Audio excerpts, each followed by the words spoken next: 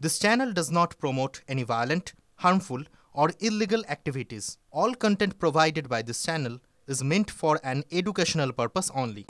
এই মুহূর্তে টিটাগড়ের দিকে নজর রাখতে হচ্ছে, কারণ টিটাগড়ের যে বিস্ফোরণ কাণ্ড তাতে এনআইএ তদন্তের নির্দেশ দিয়েছে হাইকোর্ট। আপনাদেরকে জানিয়ে রাখি, টিটাগড়ে 19শে মে আবাসনে বিস্ফোরণ হয়, ক্ষতিগ্রস্ত হয় বেশ কয়েকটি বাড়ি।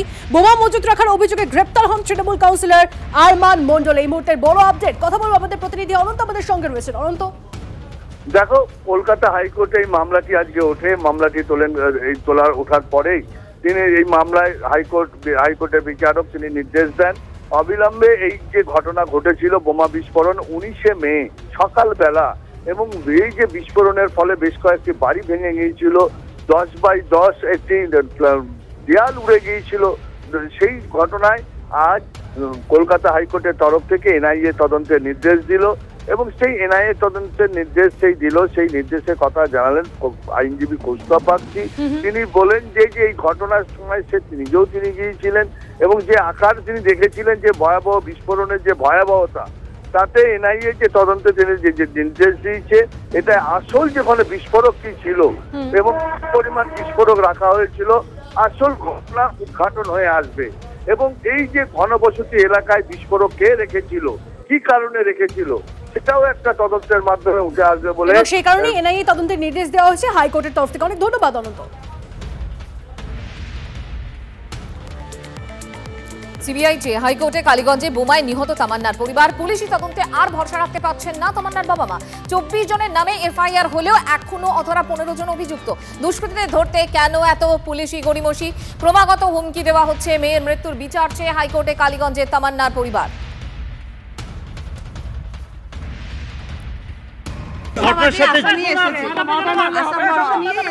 ন্যায্য বিচার পাবো বলেই এসেছি, ন্যায্য বিচারের আশা করি।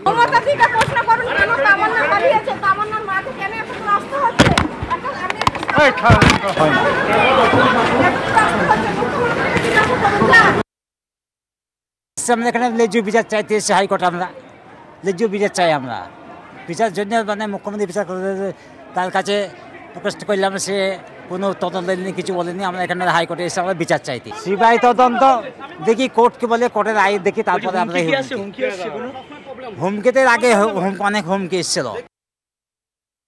এই রাজ্যের পুলিশ তারা মেরুদণ্ড কালীঘাট আর ক্যামাক স্ট্রিটে বন্ধক রেখেছে, ফলে পুলিশের উপরে মানুষের আস্থা কমেছে।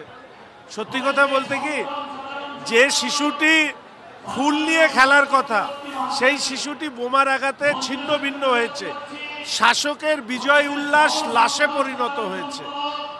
আমি শুধু এইটুকু বলবো যে সিবিআই তদন্তের মধ্যে দিয়ে, যেরকম অভিজিতের ক্ষেত্রে আমরা দেখতে পেলাম সাপ্লিমেন্টারি চার্জশিটে বা সেকেন্ড চার্জশিটেও যেভাবে একজন বিধায়ক, 2 জন কাউন্সিলরের নাম এসছে, যতজন দোষী তারা সর্বোচ্চ শাস্তি পাক, এটাই চাইবে। এই মুহূর্তে আরো একটা খবর দিই আপনাদেরকে। নির্বাচন না হলে কলেজের ইউনিয়ন রুম বন্ধ রাখার সিদ্ধান্ত, বন্ধ রাখার নির্দেশ দিয়েছে হাইকোর্ট। এদিকে সেই হাইকোর্টের নির্দেশ তোয়াক্কা করছেন কে? আরামবাগের সাংসদ মিতালি বাগ। আপনাদেরকে জানিয়ে রাখি, তিনি বেঙ্গাই কলেজে গেলেন, সেখানে গিয়ে সেখানকার যে সংসদ, ছাত্র সংসদ, সেই ছাত্র সংসদে বৈঠক করলেন তিনি। এবং আপনাদেরকে জানিয়ে রাখি, বেঙ্গাই ও কাবারপুকুর কলেজের প্রিন্সিপালের সঙ্গেও দেখা করেন তিনি। কথা বলবো আমাদের প্রতিনিধি তন্ময় আমাদের সঙ্গে রয়েছে।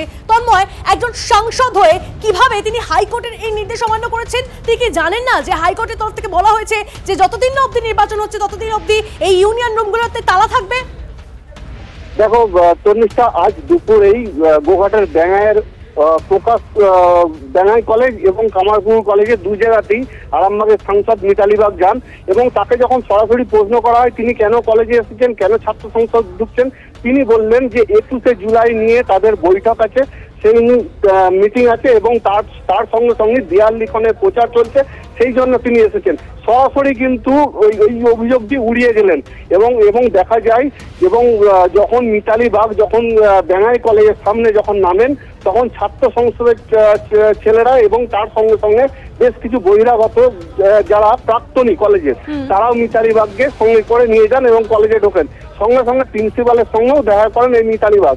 কিন্তু সরাসরি যখন তাকে প্রশ্ন করা হয়, ছাত্র সংসদ নিয়ে যখন তাকে প্রশ্ন করা হয়, তিনি বিষয়টি এড়িয়ে গেলেন। বেশ, নজর রাখো তন্ময়, ধন্যবাদ।